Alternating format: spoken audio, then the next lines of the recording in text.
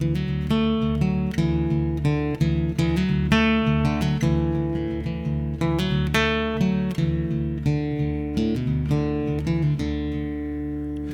is the Storied Outdoors, a podcast somewhere between Lewis and Tolkien and Lewis and Clark, finding clarity in the stories we tell and the adventures that shape us.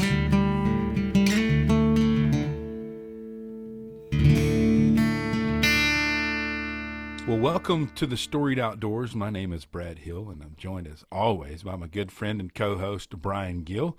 And we are, just honored today to sit down with Aaron Scheer.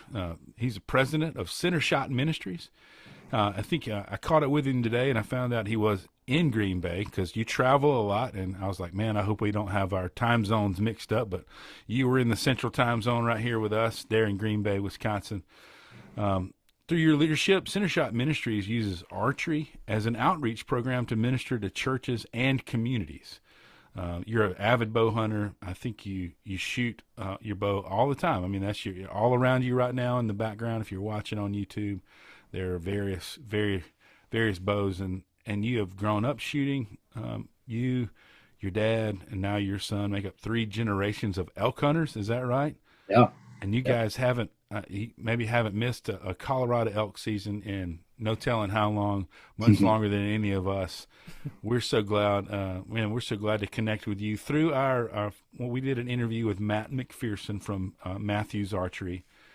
And after our conversation with Matt, we talked about people that he thought would connect well with our story and what we're talking about on the Storied Outdoors, and your name was one of those names. And so, man, we are just fired up to have you sit down with us. We're pulling a chair up to the old digital campfire here on the podcast over Zoom, and happy to just share life and share some stories with you. Thanks, Aaron, for joining us, man. It's great to be with you guys. Really looking forward to it. Aaron, you touched a little bit on some of your background before the show here off air, but can you kind of tell us a little bit about yourself and your background and what was it like growing up as a kid in your house with 3 generations of elk hunters, and just catch us up.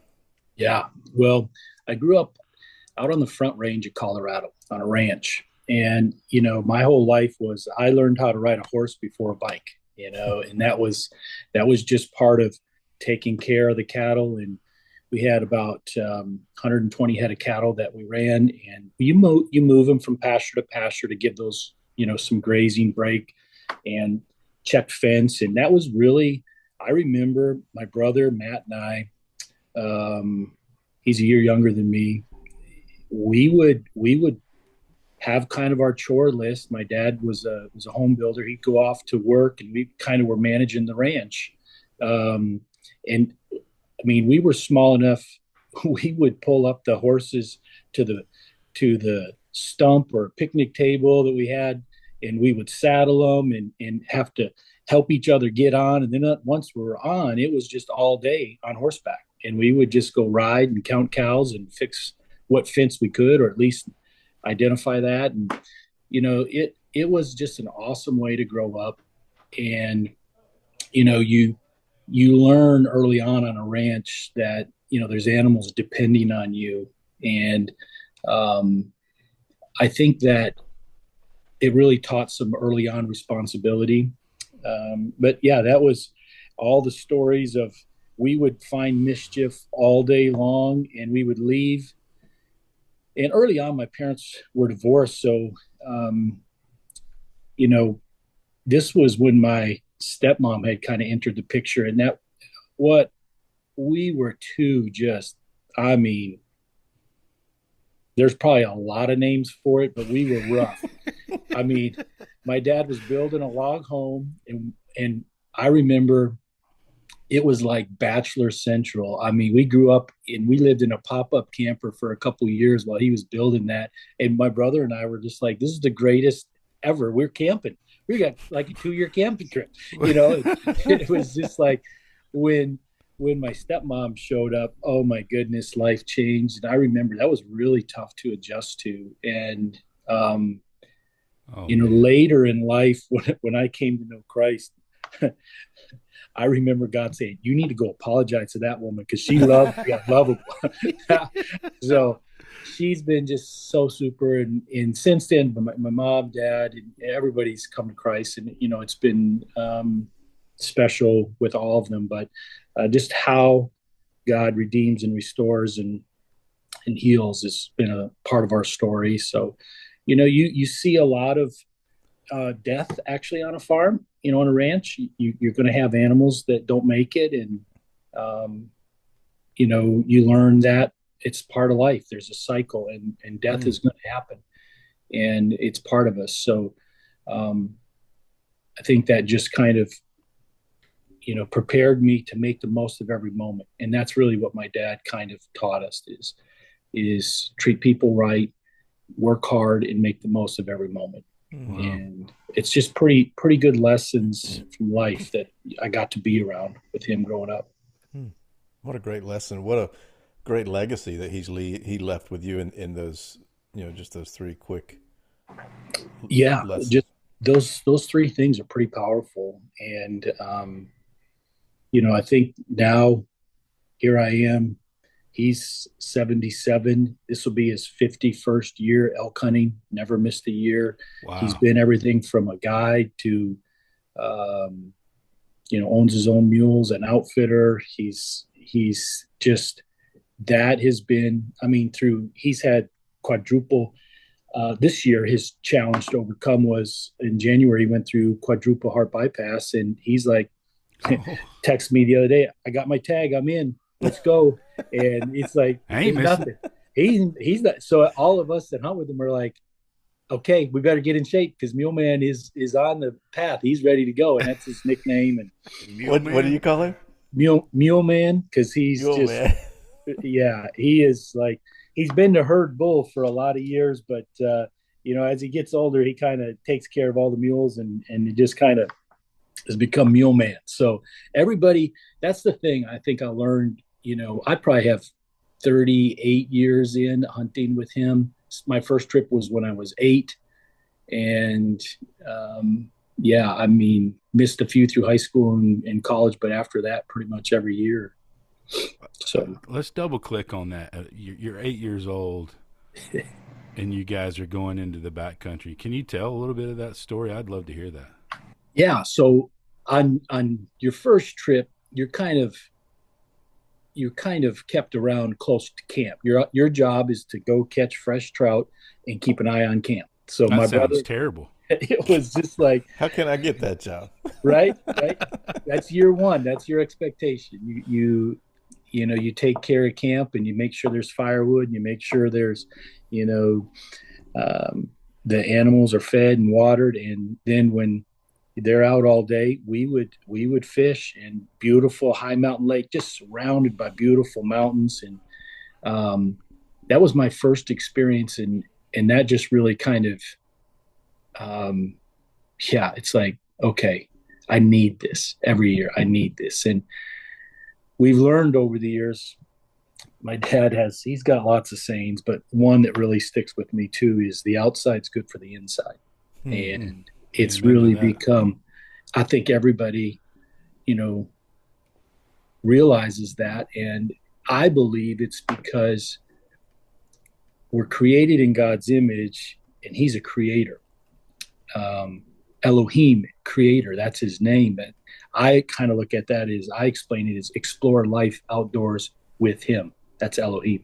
So it's kind of this way to say, okay, I'm going to have this adventure outdoors, and man, it's just good for the soul. Yes. That's so good, man. Oh, I love that. I love that saying. That's going to be something I'm going to start saying that. Outside is good for the inside. Right. That's what's flowing through these veins, man, for this podcast. That's really the heart of where we are, is like, man, we're shaped by these things, but it's so good for us to be, in the outdoors. Yeah. So first hunt, you're going out at 8. Has it always been pursuing elk with archery in mind, or is that something new, or has it always been archery? No, we've done both gun and archery. And really, I mean, our main reason for hunting was putting food on the table. Yeah. And we weren't against shooting a great trophy at all by any means, but the main job was put food on the table. Yeah. And so rifle hunting just allows you to do that much easier. And we hunt a lot of dark timber, so it's hunting a lot of thick, heavy dark timber. So you're not glassing and taking your spot and stock. You're learning. And I think those first few hunts that I remember is just sneaking through the snow, being super still, and just remembering my dad saying, just step in my footprints. And that just stuck with me. And every time I take somebody out new it's been, oh man, dozens and dozens of guys I've taken out, and just telling them, just walk in my footprints. And that just has been a leadership principle that I've tried to just say, hey, as we do this, we're going to walk in the footprints of Christ, and we're just going to step into those, and I just want you to step into mine as I follow that. So yeah, that's the words of Paul, right? Imitate me as I imitate Christ. Yeah, that's a beautiful picture of discipleship and leadership. Yeah. And I think what's so great about that is you see these in the principles of the outdoors. They just kind of happen naturally. And I love to take guys out that are kind of exploring their relationship with God and their faith, and just let them experience it in that adventure. He shows himself real and right there in front of you. So good. Yeah, and I love that. It also kind of puts the pressure on us as the leader to lead in such a way that is worthy of being followed. Yeah. I cannot tell you how many times I've been faced with something I don't want to do. I know I should do it. And I look at it and you go, no, my prayer has been, Lord, I'm weak, but I know the people around me need to see me do this right. And I need you to give me the strength. Even if I'm not worthy of this, they are. Help me to lead right, and saying Matt taught me, every time I'm with Matt McPherson, he's just like, I have this whole list on my phone of his sayings and it's like wisdom. Just, it's amazing who he is and just the friend he's become. But he says, boys do what they want to do, men do what they should do. And it's like, I remember all those things. And sometimes just the principle that knowing, okay, I've got to lead well, and I'm weak right now and I don't have it in me. Would you give me the strength to lead well? Yeah. And man, that's spurred me on to good things more than anything I could do on my own. Yeah, man, that's great. So your work and your play, your provision of food on the table seems like it revolves a lot around archery. What was that spark to the sport of archery and bow hunting, and now to a professional career of archery shooting? What was the spark for that? Well, I think really it started in the mountains, just being in that incredible adventure. We always say we do a once in a lifetime trip every year, and that's what it's like. And it's like, if you can get on that deal, that's a good program to be on. That is a good deal, man. We invite people into that, and now it's just friends and family that we take. But I think it started there in about 9th grade. We sold the ranch in Colorado and moved back to Green Bay, Wisconsin. That's where my dad was from. And, you have your whole life of mountains and adventure, and you move back, and Wisconsin is a beautiful state, but there are no mountains, and there's a lot of lakes, rivers, and woods. So I started fishing a lot. And actually, Went to school at Stevens Point, then transferred to La Crosse on the Mississippi and started catching awesome fish down there. Met my wife in college, and we moved to Madison, Wisconsin, and we were fishing and tournaments right there. It was a great deal. My wife graduated; she was a CPA, and I was a fisherman. She made all the money, and I spent all the money. And I was like, this is a great deal. And so I started fishing. Yeah, I was fishing all over the country, and that's what I was chasing. And I just, I think living in my dad's shadow, he was an incredible athlete. He was drafted out of high school to play for the Minnesota Twins and blew his knee out twice his senior year, and that ended. And just knowing that our love for sports was just, really something. I wanted to be somebody really, that was a really like driver of me. I was driven to be somebody. And I think we all have that in us. That's, we're trying to prove to people, and we're trying to be somebody important and significant. We want to be significant. We want our value to be in our control. And when I was fishing a lot, I kept running into a gentleman from North Alabama, and he kept winning all these tournaments we were at. And I remember at one year-end national tournament, he was giving a speech because he was Angler of the Year, one brand new fully rigged Ranger, and he's giving this speech, and he says, my buddy from Wisconsin showed me something. And I'm like, I wonder who he's talking about. Well, I was just a nobody, but he kind of like, there was one little tiny thing I showed him that we do up here, and he used that, and it helped him in his tournament, and he brought that out. He had shown me hundreds of things that I learned from him. I showed him like one. But he honored that and lifted me up, and I had never been around people like that really just built other people up the way he did.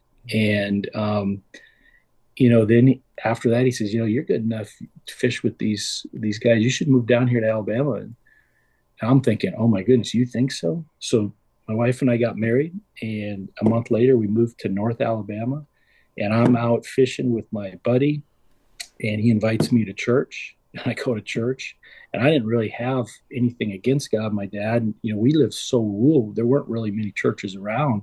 We kind of respected God, but we didn't really have anything. I didn't have any formal, training, or it was just, you respect God. And that was, he taught us kind of what he had, my dad did. And when we moved to Alabama, my fishing buddy invited me, and went to church, and it was just like a whole new world started to open up for me. And my wife, she grew up kind of in a Lutheran background and had a lot of the stories, but not much of the relationship. So when we moved, we got plugged into awesome church in North Alabama. And I moved to Alabama to be a professional fisherman. And God said, yeah, just not how you think. And he took fish, all right. Yeah, we're going to fish. And eventually became children's pastor, went on staff there, went through the Institute, and God just totally redirected my whole path through that. So that desire from hunting moved to fishing, and then that fishing, that became now how I do everything I do. All things that I do are, I basically came to the end of myself and said, you don't have much here, God, to work with, but you have all of me. And I laid it all down. And I just remember kind of coming to that grips where he's like, you are driven to be somebody. Why not just be my child? Can you be anything more than that? And it just hit me like, well, what greater thing would there be? And so I just laid it all down, and I didn't hunt. I didn't fish. I didn't do anything. And I just started digging into the word and getting trained, and Phil poured his life. That's my fishing buddy, Phil. And he just poured into me. And then those other things started to come back. He knows the desires of your heart, right? He knows you need that adventure. And I had some amazing time growing up. incredible, more than most people, right? But then he started to give that back to me in a healthy way, because it wasn't my God anymore. He was my God. Mm-hmm. And so went on staff at that church, became a missionary, and that's our sending church is out of North Alabama. And we've been on the mission field going on 20 years now. And so still, that's cool. I didn't realize that was your sending church, man. That's awesome.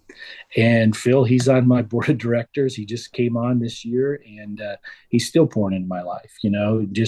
I think that's where, when we look at the good men that God puts around us, they are critical to our growth and our success. And then God calls you to be a good man in somebody else's life, right? Yes. Yeah. That's good. And that's our tie to my buddy Caleb. That's funny. It's just such a small world, that we hear about you from Matt McPherson. And then I'm telling my buddy Caleb about talking to you today. And he's like, oh, man, I know that guy from, growing up in North Alabama. Well, and Caleb's dad was on staff, and he had a lot of construction experience. And, part of my whole development for ministry was I was a tile layer. I was a tile setter. And his crazy story, for the first time, I kept hearing, well, the word of God is alive and active, and you just got to get in and read it. And I was not a reader at all. But I'm like, okay, so I'm digging in, and I'm at a place in my life where I got a brand new baby coming home. My wife is wanting to come home and take care of her. I'm like, okay, that means I got to make the money. I'm growing up. I'm becoming a man, and I can't just fish all the time. I got to grow up here. And I was like, okay, Lord, if you'll tell me what to do, I'll do it. And I remember reading clearly in Ezekiel 1, take the tile and lay it before thee. And I had construction background. I had that. I'm like, are you telling me to be a tile layer? Well, I'm sitting there kind of pondering this and go, surely it could not be this clear. And Caleb's dad calls me. He goes, hey, do you know anybody who lays tile? Yeah, he was over the facilities at church. And I'm like, well, as a matter of fact, as of about 10 minutes ago, I think I'm in the tile business. That's good enough for me. Come on. I need your help. Actually, that's awesome. Isn't that crazy? Oh, it's amazing. That's so awesome. Then through that tile business, it just grew. And man, I remember about 5 years into that business, after being a major part of the church, serving there and growing up, it just being developed in my faith. I remember just on my knees one night late. A lot of your tile jobs are at night because nobody else is in the building. You can get some work done. And I just remember on my knees, and God was just kind of like, hey, this is about to come to an end, but I want you to really pay attention to what I've taught you. Ministry is a lot like laying tile. You're going to be on your knees a lot. It's one at a time, and it can be messy. And it just hit me like, oh, this has just got real. You're calling me into ministry. And that's how it all happened. Wow. Man, say those again. It's a lot like tile work. You're going to be on your knees a lot. It's one at a time. It's good, and it can be messy. That's good. And so that's good, right there. We just sat out, from there, went on staff and just, started ministering to kids and did a lot of their sports ministries and, base t-ball leagues and flag football leagues and basketball leagues. And just was really kind of doing a lot of that. And that was all part of God preparing me for what I do now. I started getting back into archery quite a bit when I was in Alabama. It's a big archery state. And after we rolled off of being on staff, we just felt like God was calling us back to the city of our fathers. So my wife and I prayed, and we were just like, okay, yeah. Church, they sent us, and they were like, okay, you're going to go raise support and do all this. And I was just like, okay, something not right here. And I remember God just clearly, distinctly saying, I want you to go, and I want you to go as a shepherd, not as a hireling. And we just went completely on our own, no support. Called my dad, and I said, hey, church, they were like, you got to have something. I'm like, God's telling us just to trust him. So we, all four kids and my wife, we went just totally by faith, moved back to Wisconsin, and called my dad and I said, "Hey, we're moving back to Wisconsin." He's like, "Awesome. Where are you guys going to live?" "With you." And he's like, Guess "Come on, what? come on." Yeah. And it's like, so that's how it all kind of started, how we got back to Wisconsin. We've been here about going on 15 years now. And one of the first things I did when I got back, one of my roles, the Billy Graham Evangelistic Association, was looking for a state coordinator. And everybody else, I guess, was busy, and somehow they got my name. And that's what I started doing for the state. So I would go around to churches that were struggling and help them get reconnected into their community. And one of the tools I used was Centershot. I had known about that in Wisconsin, huge archery communities here. So I was starting Centershot programs left and right all over the state, getting churches re-engaged in their community. And that's how I met Matt McPherson. And so you want to talk about the saying that, if God prepares those he calls, it's absolutely true. You already have everything you need if he's calling you. He's going to take care of it. He's already been developing it. And so that I was literally doing that, went on staff up here with a church, and we ran Centershot for years. And when Centershot was looking for a new leader, Matt and his team there, Josh, they were like, "Oh, we know a guy that might be a good fit." And I went down, and it was just clear. God said, "Yeah, this is what you need to do." So, it's like the greatest job in the world. I sleep, eat, and breathe archery and help people find their way back to God through it. That's it. Oh, man. Yeah, I tell people that I bow hunt, and then when I get ready to harvest a deer, I switch to a rifle. Yeah. So my son and I hunt together. He's 10, and I go with my father-in-law, who is an incredible shot. I mean, he's 78 years old, and I mean, he has got it dialed in. I mean, he'll Robin Hood on a regular basis to where it's almost he's losing money on his arrows. Right. I mean, right. he's got it dialed in. But there's so many challenges when it comes to bow hunting and professional archery. I would think it's just a whole nother level. Like through your time shooting, what are some lessons that you've learned that maybe played a role in shaping you as a person? Yeah.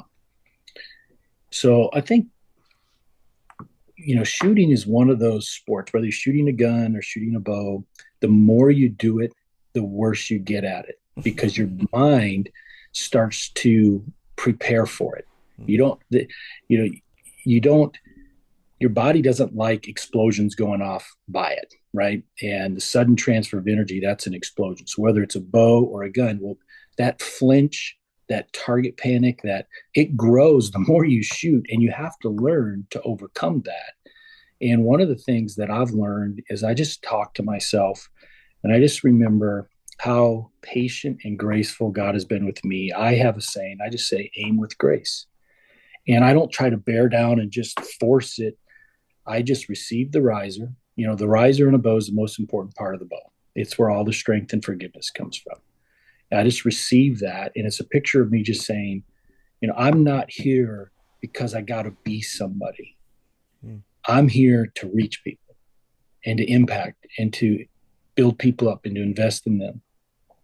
So whether I win or lose isn't why I'm doing it. Yeah, I'm competitive. I want to win. I work at it, but it's so that influence. God grows your influence so that you can influence the influencers, right? So for me, aim with grace is a saying. With 4 kids, I just caught myself being so overcritical. And I think it's part of that, our culture just, especially, in church world, there's image management that happens and goes on. And I think that was really one of the biggest things. I grew up in a very genuine household, right? With Mule Man, right? It's like the cowboy way: rub some dirt on it, get tough, and walk it off. Walk it off, right? So, but my leg's missing. Right. That's about it. Get stepping, son. So, you just get back on the horse, and literally that was our life. And here, then I have 4 kids, and I tell them, if there's one thing I can tell to I have 2 daughters and 2 boys, and just speaking into them is, when you have kids, don't worry about being super critical, and don't worry about making sure they're just not too loud and not too, just let them be kids. Aim with grace, because, man, I look back at all the risks that were taken on me and how God took that and wove it together for good. I think if I had it to do over again, I would not be so critical with myself, with my spouse, and with my kids. I would just aim with grace. That's probably the number one thing I've learned from archery. Man, that's so good. That's so rich, because so many times we only focus on the things that are wrong. We only focus on the differences, the shortcomings. Yeah. But I truly believe when God sees us, he doesn't think about those things. He thinks about his love for us, and how much he loves us. The same way that I look at my son and my daughter, I don't think about their shortcomings. I think about just how overwhelmingly in love with them I am. Yeah. And I mean, you think about that, God's looking at our potential constantly, and we look at the shortcomings constantly. And I think, understanding he wants to do immeasurably above and beyond in and through you,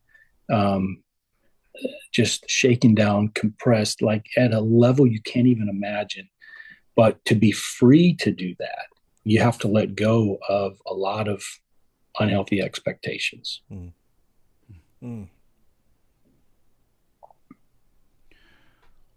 What, Matt, Aaron, you work with Matthews Archery.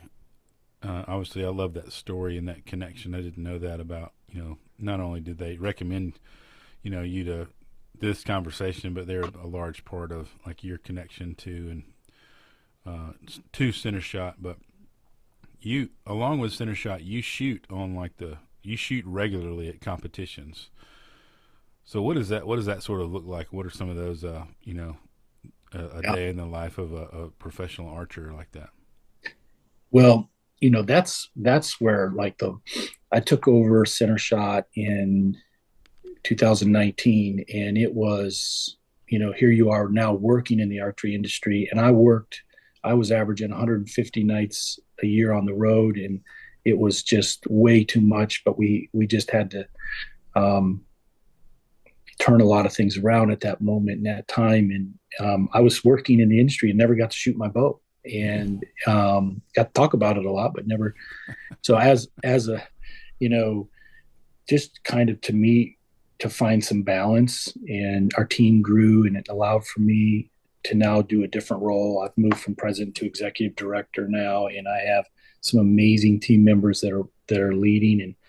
And we have Centershot Ministries, we have Centershot Blue, and JROTC Archery. Those 3 things we manage. And for me to be out in the field shooting with the influencers, that's why I'm there. I'm getting close to breaking into the top 5 is where you want to be. That's who makes the shoot off. And it could very well happen this year. I'm getting close.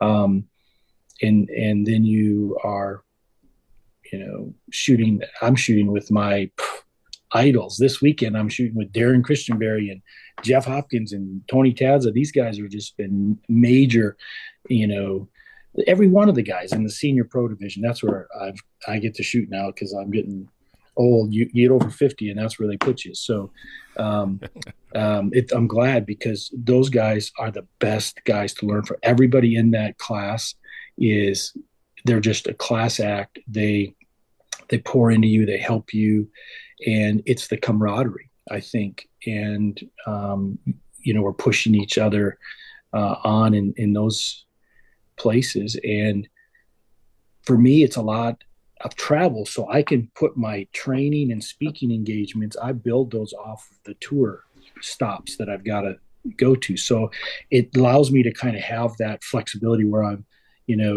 accomplishing a few things on each road trip.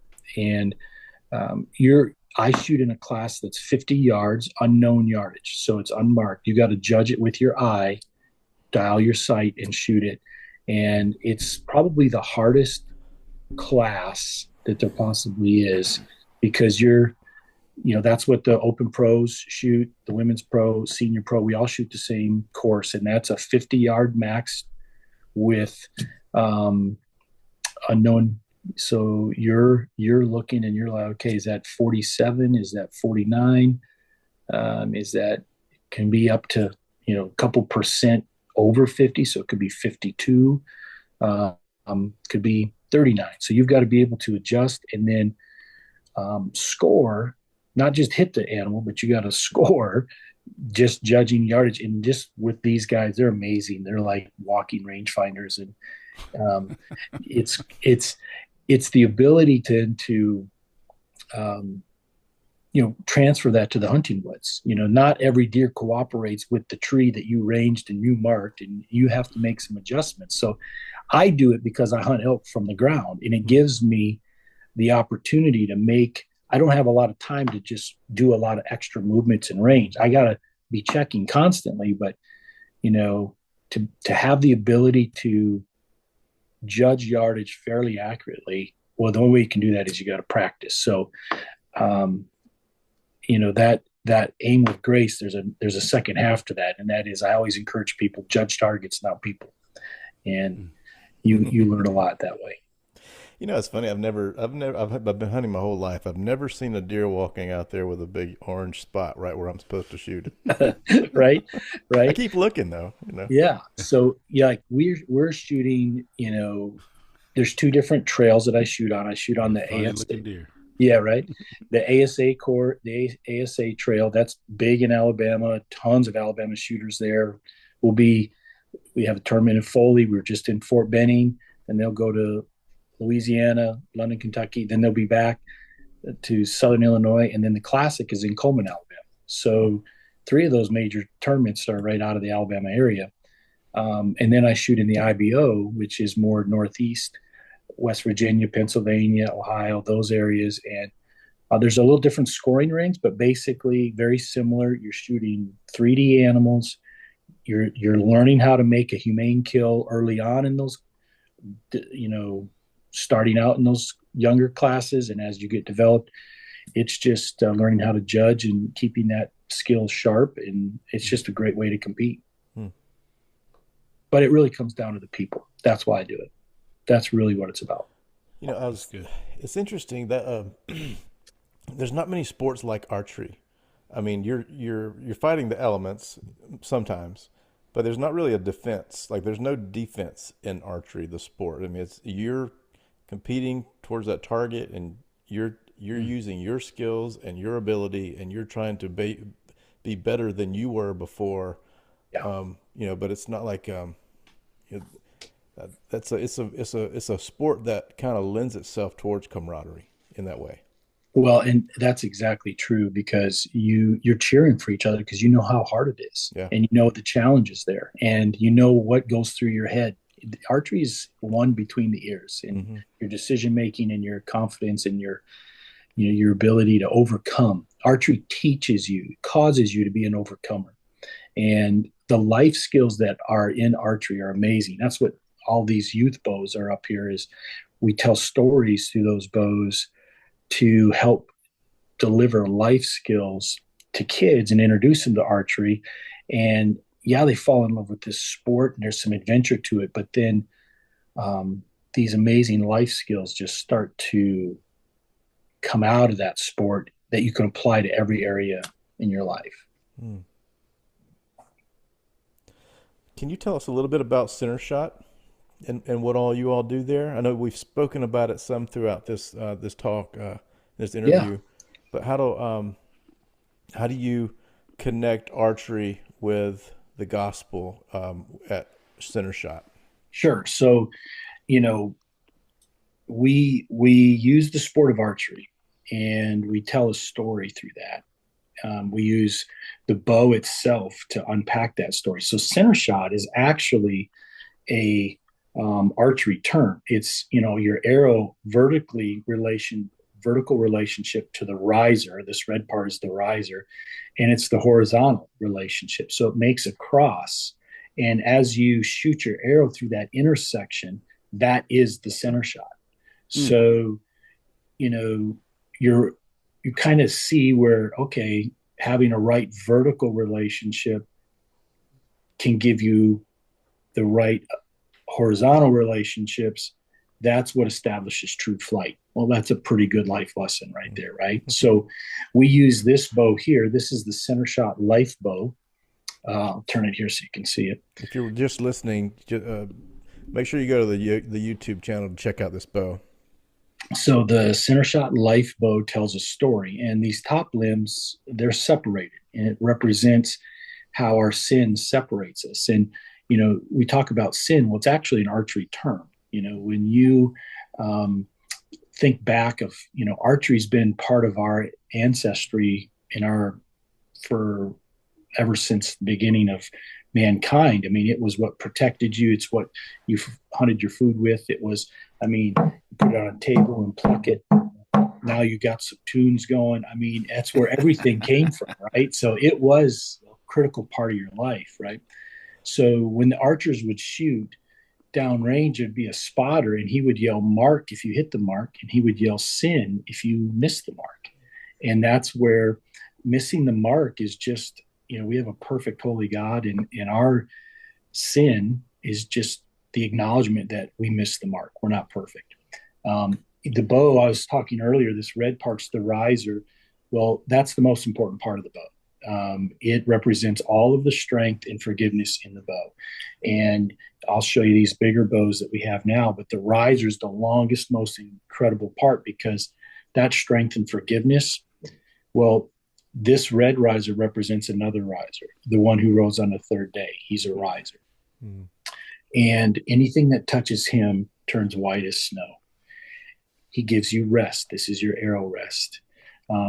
As you receive the riser, you have the blue limbs. They represent the living water and being baptized, dying to yourself and living for him. Then the green cam, this is a compound bow. And when you open your heart to grow in God's ways, there's growth that happens. There's a compounding factor. We call it the God factor. He starts to step into your life. And then the yellow and the blue string, as they come intertwined in your life, you find your home in heaven on the streets of gold. And that's what we do with Centershot. We tell that story and unpack that. And, week one may be learning about what is Centershot. And week two is, you come to league, and it's 8 to 13 weeks of league. And week two might be learning about what is sin, and then what is a riser. You're learning the parts of the bow, but you're also learning the story of how God loves you through archery. So that's so cool, man. I love all that. You don't realize how rich with metaphor, archery is, but so there's some there, but man, that's really neat, man. It's like the aha factor. You just see it in kids, and we're getting ready to do our national tournaments. So we have leagues and tournaments all over the world. We just added 13 new countries this year. There's missionaries using archery. Some of them get to come and travel and bring their team. Awesome. And we'll have all almost 50 states coming and representing, and they're shooting in the national tournament. And we'll share that story and give away these bows at our national tournament for the winners and everybody to see that's there at the awards ceremony. And that's what Centershot is. So a church can we go in and we give you a state certification to be a basic archery instructor. And that's where I come in. I go and travel and have a network of trainers that work with state agencies to certify the members of that church that are going to be in part of Centershot. Okay, you're going to be able to offer a great service to your community. you're going to be able to teach archery at a beginner level and do it safely and have fun and share the story of faith as you do it. So it's a perfect fit. We partner with the National Archery in the Schools program. We use the exact same equipment and the exact same process. And that's where it was so beautiful. Matt McPherson was a major part of helping develop and start that back in 2002. And then in 2006, he was a major part of helping start Centershot.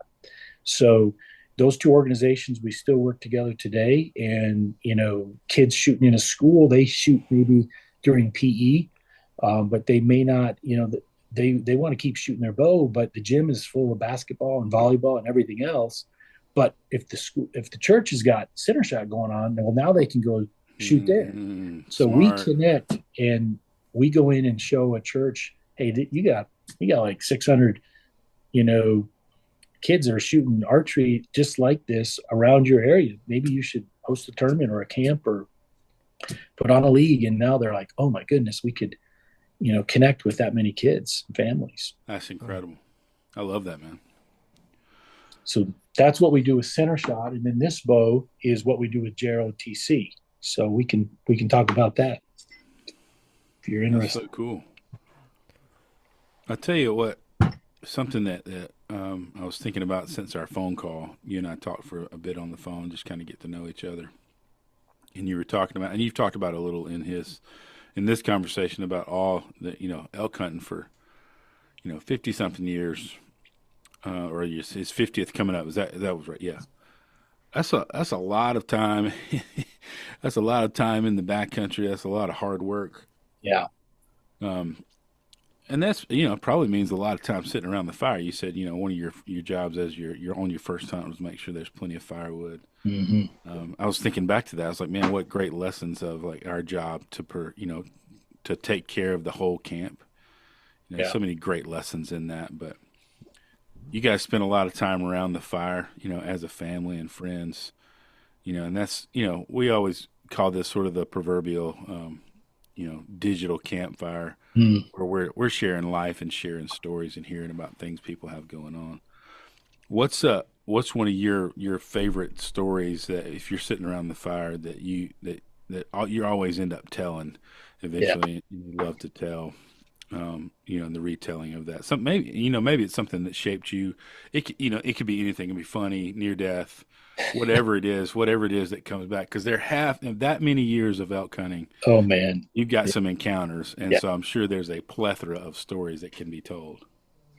Yeah, there's one that it's sooner or later going to come out, and this is one of my dad's stories, and I was really young, but this story is just so unbelievable. But it's just kind of like from a different time than what we have now, and he was a caretaker of a big ranch in southeastern Colorado and kind of the foothills area, and there was some mountain lion issues, and he had some good friends, other ranchers that would hunt those and guide for that. And he didn't really guide for them, but he had the horses. And there was a situation where that the state was coming out and they were trying to find cats to tag them, and they were going to move them.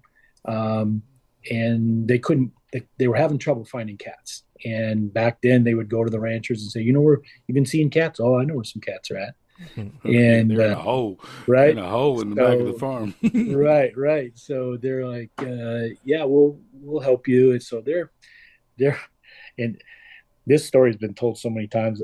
By this time, I know it happened, but there's no way all this can be exactly true. But I know a lot of it. This is the best. It's the best, right? So any good story is embellished, man. Right, there's some embellishment, I'm sure, but it's so good. So he's riding with this other rancher, and the state guy comes up, and they ride, they can't find any, and they're searching. So they go call their kind of crazy cat guy. They're like, okay, we got to call this one guy. He'll know where the cats are for sure. So they get this guy. And then by this time, the state's got a photographer with them. They want to record this. They got all this, my dad's like, we're never going to find a cat with all these people, but all right. So they're riding and they find, and all of a sudden they get on this cat, and they got this cat up in this tree, and the photographer's like, I can't see the cat. Can we move it? Can you get it to move around a little bit? And now the guys are like, oh my, this is ridiculous. This is not going to end well. Well, this crazy cat guy that they got, their crazy neighbor, he goes up in the tree with a stick and he's poking at the cat going, come on, move around. And the cat's swiping at. Yeah, exactly. Right. So finally they get this, and then the state can tranquilize. So they finally get it tranquilized, and they get the cat, and my dad's buddy's riding out, and he's got this cat draped over the saddle of his horse, and it's out cold, right? And they're riding, they're trying to get back, and they get to the river, and the photographer, I got to get on the other side. I want you guys to ride. I want to capture this. So they're waiting there, and you're like, you've got this big mountain lion on your saddle. Your horse is already not real sure that this is a good idea. You're not sure it's a good idea. And they're sitting there like, hurry up, buddy, hurry up. Well, they get out, and here they go to start to cross this creek. And that cold water, I don't know what all, but all of a sudden, oh my God, that cat just lets out this, and he's there starting to wake up, and he doesn't know what's going on. So this old timer, he's like, see you later, kitty. Dumps him into the water, and here's this cat kind of swimming half awake, and now the whole thing is turned into a circus, and it's all on film. So they're like, okay, this may not be it's all on film. So this may not be the best thing to share with everybody, but that's cat hunting. You never know what's going to go on. And they finally roped it, got it back, and put another dart in it, and got it going, and got it. And they're like, okay, we might have to change some of the evidence that we've got on that. But there's going to be some editing going on. Yeah, there's some editing. Yeah, I don't know what happened to that middle section. Yeah, I don't know. It's weird. We were crossing this river and he just disappeared. What happened? Yeah, so that one always comes out, and usually there's a big part of what we do is there's Centershot Ministries, but then there's Centershot Blue, and I have a law enforcement background, been a chaplain for the last 15 years, and I've been a chaplain for officers. So I don't work with our community so much, but it's really just for the officers and what they go through and deal with, and critical incident debriefing. And so I usually am taking a few of those officers out with me every year. And it's very healing, therapeutic. That's who I shoot with a lot, those guys. And usually you're there and you're in the mountains. The stars are absolutely, there's no light pollution. So you step away from the fire and you say, let's go for a little walk in the dark. And they're like, are you sure this is a good idea? And I need tranquilized cats out there. Yeah. It's like, the dark is the same as when it is light. It's just less light. That was a story my dad told me. I'm like, okay, but I don't feel any better about that. It's still, but it's about your imagination, what you let run with. And so we go out, we look at the stars, and I say, good guys, just think about how simple this is. In Psalms 19, it talks about how the rocks cry out, but there is no sound. And you can see this massive cliffs around you, and the peaks, even in the dark, they stand out. And then you see all these stars, and the sun rises, and that represents the sun. Could it be that simple? And then you have the moon. Well, it's of no light of its own, but it reflects the light of the sun. Well, that's the church, right? We're supposed to reflect the light. But then you have all these amazing stars, and he knows every one of those stars by name. That's what he says. And we represent the stars, and you can't see us in the daylight, but where we can really shine is in that darkness. That's where we can really shine. So that's usually one of those stories. I learned that from a missionary on a trip in Zambia, Africa, when I was there. Just, they don't have a lot of really anything to point them back to God except the elements that he's created and laid out. And for us to be in the creation, we automatically are without excuse because he's painted that very simple picture right there. Mm. So that one usually comes out around the campfire too. Mm. Wow. What a great visual of just the whole story, of Savior and the church and the purpose. Last question we like to ask before Brad closes us out is, what's your next adventure? Do you have any competitions coming up, or do you have anything with Centershot that you're working on? I do have a competition next week in Southern Indiana. It's the Spring Nationals for IBO, and always a great fun tournament. And then it'll get into the Triple Crown for IBO, and those are the three big ones that then will lead to the IBO Worlds in August. In the meantime, I'm shooting the ASA course in those trails, and we've already got 2 of those in. But one of the cool things coming up is just what we're doing with JROTC. So this is the military has JROTC Archery, and that's for high schools where they go in and they teach leadership and citizenship. So we wrote a story using the citizenship bow here, and it's pretty cool. It's based off of the preamble, and I'll be sharing this at our national championship. We have a Western National Championship in Salt Lake City in 3 weeks, and then we go to Louisville, largest archery tournament in the world, 15,000 archers in Louisville. Wow. And that'll be May 10th, 11th, and 12th. Yeah, it's 1,000 kids on the line every 75 minutes, all whistle commands. It's pretty amazing sight to see. But this JROTC citizenship bow, this is a brand new thing that they go into at-risk schools. And it's really, I think, pretty cool because it talks about the 7 citizenship skills. And, it's like the limbs, there's 4 limbs, they cooperate together. That's cooperation. We, the people, working together, that's cooperation. You have patience. The arrow rest represents patience as you draw your bow. The limb pockets represent respect. When you receive each other's gifts and strengths, that's respect. We're able to receive, and the limb pockets receive the limbs, and it connects it to the strength. The riser represents strength.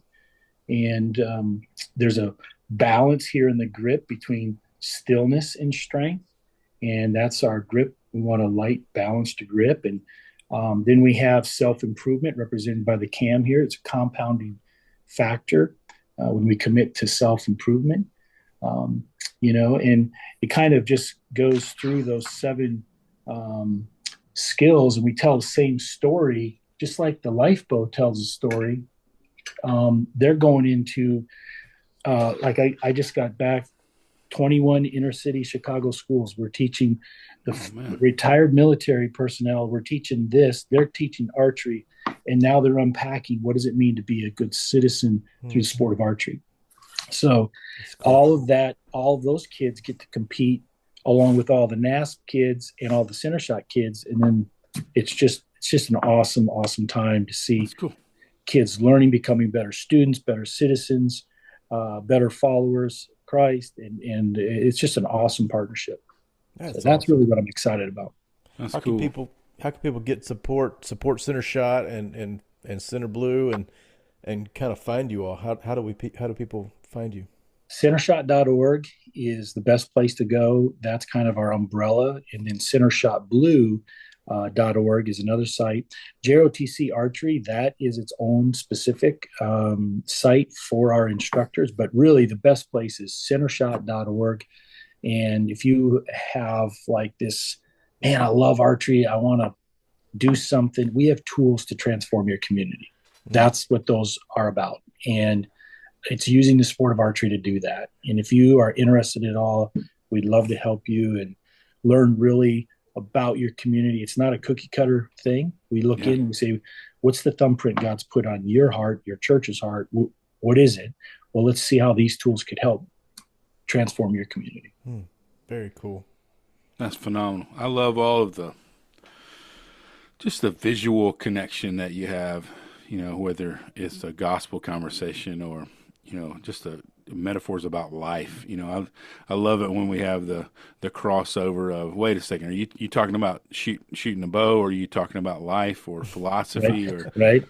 there's so Exactly. much crossover, and those things kind of come together. And man, I really I love anything like that. There's a richness that's there, and and Aaron, you and I have talked about. I shared I'm trying something new this year, and shooting a bow for the first time, and going on a hunt this year for the first time. And man, you connect, and you hit the target, and you do what you're trying to do and you're training to do, and you have some success. And it's amazing, just the confidence builder. And I can't imagine how exponential that is for a kid, Yeah. or for a kid in a situation like an inner city, to try something that seems inaccessible for them to do, and then all of a sudden here they are doing something that seems like it's from a fantasy film or from a video game, but no, I'm actually doing it. I'm Mm-hmm. pulling the string Yeah. back, and I'm shooting the arrow, and I'm hitting the target, and like just the confidence building that's going on within kids across the board. Man, I love that kind of work, and that's beautiful. You've nailed it exactly. That's the beautiful thing about archery. We tell first lesson in our leadership training is we're going to teach you how to deliver wins. And that's what it is right there. You're going to overcome that fear. Is this thing going to hurt me when I pull it Yeah, back? it's going to I've never explode. done this. It's going to explode. And it's like, no, all of a sudden, when they start popping that target and it's getting close to that bullseye, it's like, okay. And I think there's just something fundamentally part of our ancestry that Yeah. I've never given somebody a bow and they're shooting it and they go, it's not for me. It's like, oh, that was pretty cool. Can I do it again? And they're like, there's something in that. It's an incredibly fast growing sport around the world. I think we have some incredible tools, and there's so many great resources out there around it. So No, man, that's awesome. Yeah, you're right. There's certainly something, you know, primal, primal about, that's a great word for it. Yeah. shooting a bow and an arrow, and connecting with something. And for boys, for especially, I got an 11-year-old little boy.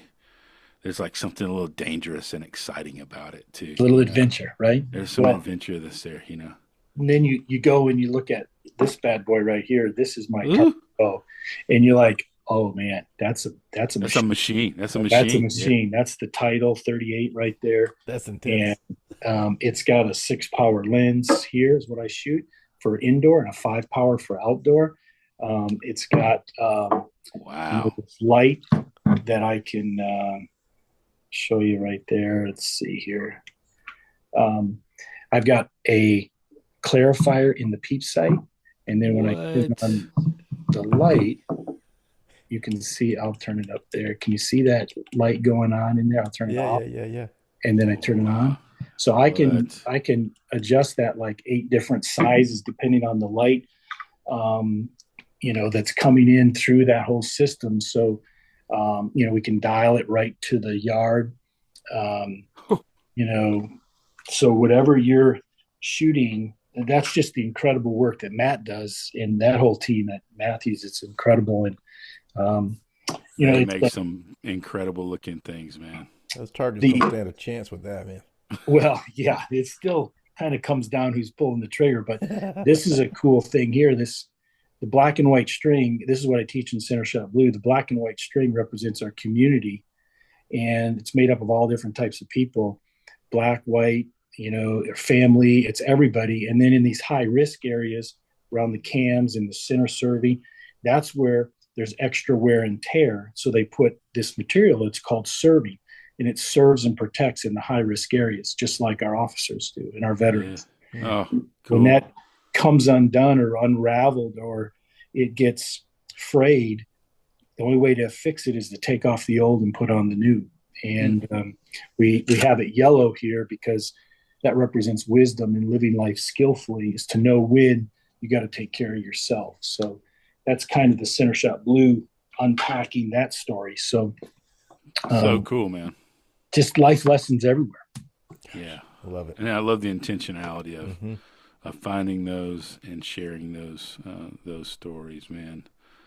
And I think this, again, there's a lot in this conversation, that is at the heart of the Storied Outdoors, especially things like the outside's good for the inside, man. I love that so much. And that's a lot of our story and what we find out and what we hear from guests is their experiences in the outdoors that have shaped them, adventures that shape us. I mean, that's literally in our byline of finding clarity in the stories we tell and the adventures that shape us. And it's really cool to see all of the metaphor within the bow and within the sport of archery and how you guys tell a story, with that is really, really cool. And so it's been a real joy to highlight that kind of ministry and that kind of sport. And, even people that listen may already shoot a bow all the time and they're going to look at their bow differently. Yeah. Now, and it'll serve as a great reminder. So, man, I hope this conversation encourages people to look at things differently and to find, metaphor and story within things, especially within the bow. And all the people that are interested in Centershot, I hope they go visit centershot.org and find a way to plug into the good work that you guys are doing. And we hope this conversation encourages people to get out there, man, and have some adventure, Yeah, maybe right. Get out and shoot your bow. Maybe you need to dust your bow off and get back out in the yard and shoot at the target, man. Have some adventure and share some stories and write them down in the place we love to call the Storied Outdoors. Love it. Thank you, gentlemen. If you've enjoyed this podcast, please take some time to leave us a review. Or better yet, share it with a friend.